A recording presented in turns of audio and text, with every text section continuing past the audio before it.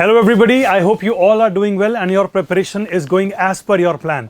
Guys, आज की इस वीडियो में एक आर्टिकल डिस्कस करेंगे, थोड़ा सा समझेंगे, जिसको आज आपने न्यूज़पेपर में देखा होगा। द हिंदू के अंदर आज ये आर्टिकल आया है जिसमें बोला गया है कि 75% of hate speech events took place in BJP ruled states. एक रिपोर्ट है, उस रिपोर्ट की आउटकम के अंदर काफ़ी सारी चीज़ें मेंशन हुई हैं। We will try to cover a lot of things with respect to this article today.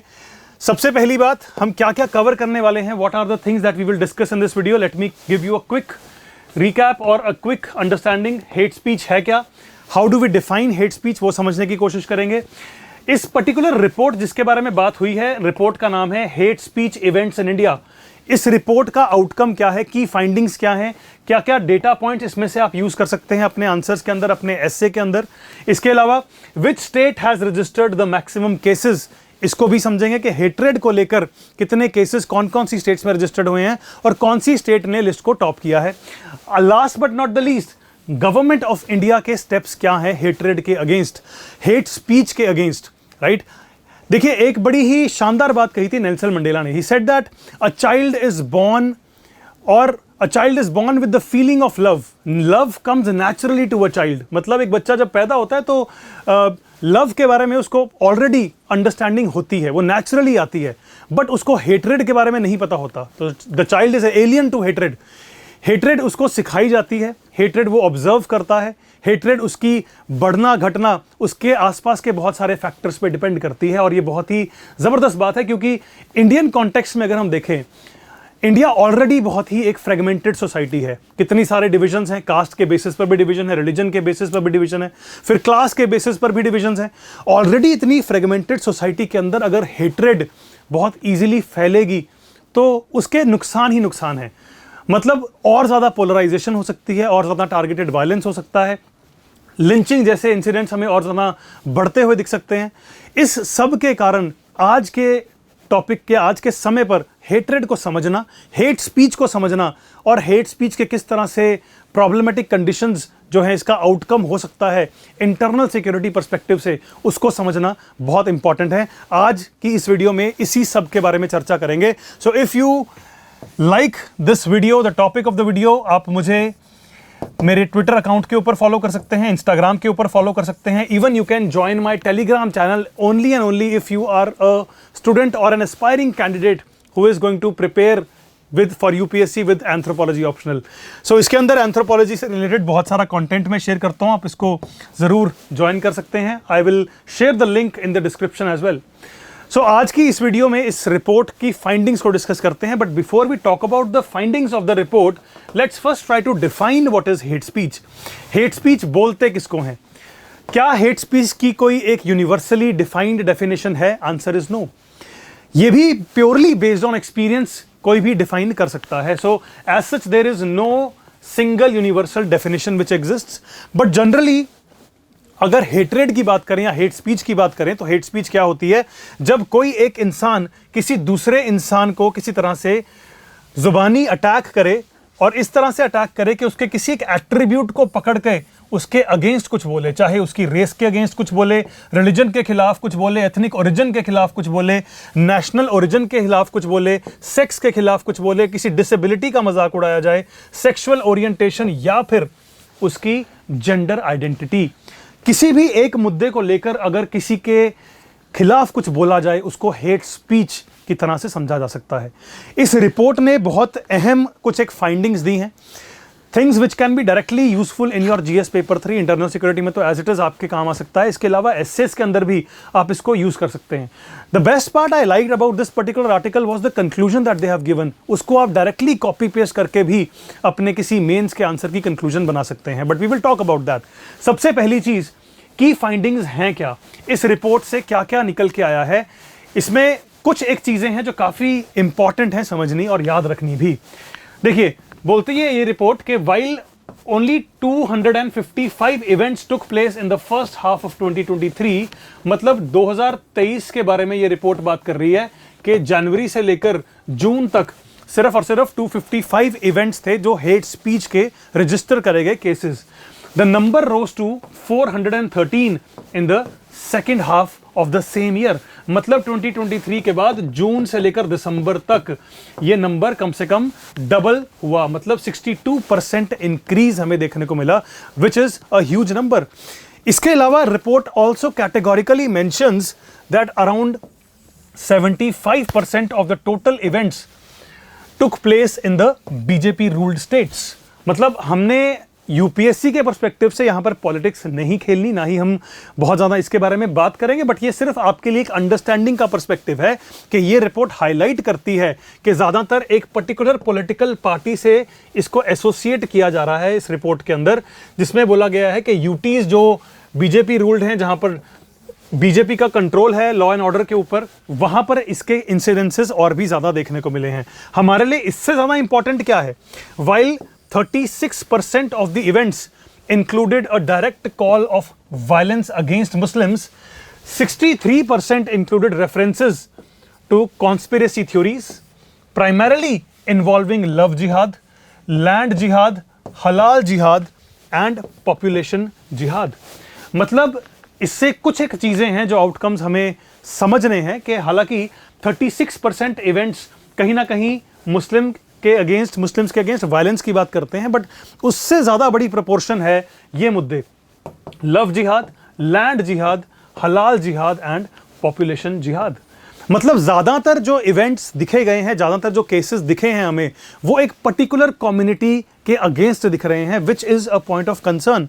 इसके अलावा if you look at the number of states which have been analysed, सबसे ज्यादा कंट्रीब्यूशन किस स्टेट की है? The state which most of you, और बहुत सारे बच्चों को ये लग रहा होगा कि शायद महाराष्ट्र का नाम तो इस लिस्ट में होगा भी नहीं, टॉप 5 में तो किसी ने सोचा भी नहीं, but then Maharashtra tops this list with 118 cases registered in only and only Maharashtra. उसके बाद उत्तर प्रदेश, उसके बाद Madhya Pradesh, Rajasthan, Haryana, Uttarakhand, Karnataka, Gujarat, Chhattisgarh, Bihar.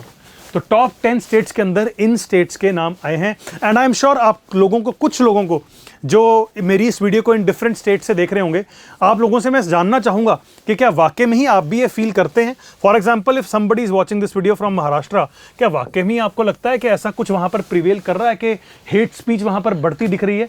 If there is something that you want to contribute, आप प्लीज कमेंट सेक्शन में जरूर मेंशन करिएगा। Conclusion, as I told you, बहुत ही जबरदस्त दी है इन्होंने। कंक्लूजन को आप यूज कर सकते हैं। कंक्लूजन में इन्होंने बोला कि इस रिपोर्ट की आउटकम से एक चीज तो क्लियर है। क्लियर क्या है? कि इंडिया के अंदर पोलराइज्ड पब्लिक स्फेयर जो है वो इंक्रीज हो रहा है। मतलब ज्यादा से ज्यादा या ज्यादातर लोग जो है वो पोलराइज्ड दिख रहे हैं हमें, फाइंडिंग ये बोलती है, क्योंकि number of cases are increasing, new entrepreneurs of hates are emerging, मतलब नए नए लोग इसको प्रोपोगेट कर रहे हैं। People are collaborating with the established और न्यू आउटफिट्स, मतलब ज्यादातर लोग अपने आप को किसी एक संस्था के साथ एसोसिएट कर रहे हैं और अपनी आइडियोलॉजी उनके हिसाब से या तो बोरो कर रहे हैं या अपनी आइडियोलॉजी को पुश कर रहे हैं, which is in turn pushing the agenda of minority hate while also challenging the status quo, seeking to outbid one another and carve out new niche spaces by taking increasingly extreme positions. Right? तो conclusion में साफ बोलती है report कि India के अंदर situation hatred को लेकर कंड्यूसिव नहीं दिख रही। हेट जो है वो बढ़ रही है, पोलराइज्ड नेशन जो है वो ज्यादातर दिखा जा रहा है, फ्रैगमेंटेशन बढ़ रही है, जिसके कारण कल को वायलेंस के केसेस भी बढ़ सकते हैं। जिस तरह से आप एग्जाम्पल के तौर पे हरियाणा का न्यू वायलेंस एग्जाम्पल ले लीजिए, राइट? तो ऐसे केसेस हमें और ज्यादा बढ़ते दिख सकते हैं, जो ये रिपोर्ट हाईलाइट करती है। अब क्या सरकार ने, गवर्नमेंट ऑफ इंडिया ने कोई स्टेप्स लिए हैं हेट स्पीच के अगेंस्ट? क्या सरकार ने हेट स्पीच को कहीं डिफाइन किया है?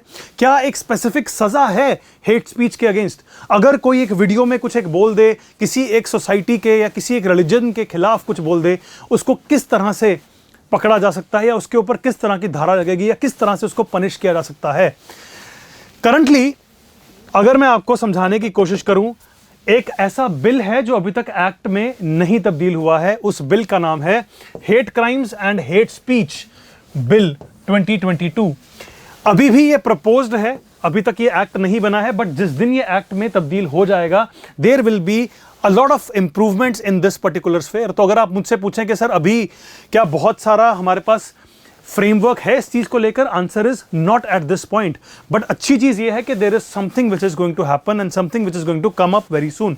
तो हो सकता है आपको इसी साल कुछ अपडेट आए, अगले साल कुछ आए, बट इसके अंदर कुछ एक इंपॉर्टेंट चीजें आपको जरूर देखने को मिलेंगी। फॉर एग्जाम्पल, इसका एजेंडा क्या है इस बिल का? अगर ये एक्ट में तब्दील होगा तो कहीं ना कहीं स्टेट गवर्नमेंट्स को पावर दी जाएगी, सेंट्रल गवर्नमेंट को पावर दी जाएगी, ताकि जो भी लोग हैं जो हेट क्राइम में इन्वॉल्व हैं या किसी ना किसी तरह के हेट स्पीच में इन्वॉल्व हैं, उनको प्रिवेंशन भी करी जाए, और अगर वो पकड़े जाएं, एक्यूज्ड हों और वो वायलेशन में आए तो उनको पनिश भी किया जाए। तो अगर कोई भी ऐसा इंसान किसी के रिलीजन के खिलाफ, रेस के खिलाफ, कास्ट के खिलाफ, community, sex, gender identity, sexual orientation etcetera etcetera के खिलाफ कुछ भी बोलता है, तो उस हिसाब से हम उसको सजा देंगे। एंड ये जो सब कुछ होगा, all of this will be according to और in consideration with the international law obligations, something which is quite important. इसके अलावा यह भी डिफाइन किया जाएगा कि हेट क्राइम एक ऑफेंस है और इस ऑफेंस की सजा बनती है। इसके अलावा हेट क्राइम भी होगा, हेट स्पीच भी डिफाइन किया जाएगा एक ऑफेंस की तरह। So both of these spheres will be touched upon and it will be quite important for us to provide for the reporting on the implementation, application and administration of this act. मतलब ऐसे portals भी बनेंगे जहां पर इसकी implementation को देखा जा सके, इवेल्युएट किया जा सके। To provide for matters connected therewith और इंसिडेंटल देयर टू। सो बहुत सारी चीजें हैं जो इस पर्टिकुलर स्फेयर में अभी तक आपको शायद नहीं देखने को मिल रही, but very soon they will be out in the open, अगर ये बिल जल्दी से जल्दी एक्ट में बदल गया। बट ऐसा नहीं है कि इसके अलावा और कुछ भी नहीं है। As you already might be aware, इससे पहले जो आईपीसी, इंडियन पीनल कोड, जिसको अब भारतीय न्याय संहिता के अंदर बदल दिया गया, उसके अंदर ऑलरेडी कुछ एक ऐसे सेक्शंस हैं जो इस तरह की चीज़ों को पनिश करने की बात करते हैं। फॉर एग्जांपल, बीएनएस के अंदर सेक्शंस 153, 153 ए और बी, दोनों ही सब क्लॉजेस, अगर दोनों को देखोगे, they punish acts that cause enmity and hatred between groups. तो यहां पर उसकी सजा ऑलरेडी डिफाइंड है। Section 295 A of BNS, again it deals with punishing acts which deliberately or with malicious intention outrage the religious feelings of a class of persons। अगर कोई जान के किसी की religious feelings को hurt करने की कोशिश करे, कोई एक ऐसा ऐलान देकर, कोई एक ऐसी speech बोलकर, he can be charged with section 295 of भारतीय न्याय संहिता। Sections 505 1 and 2 make the publication and circulation of content that any cause ill will or hatred between different groups an offense। तो अगर कोई ऐसी कोई लेटर छाप देता है, ऐसी कोई खबर छाप देता है जिसके कारण कोई रिलीजियस सेंटिमेंट्स हर्ट हों, they can also be charged with section 505।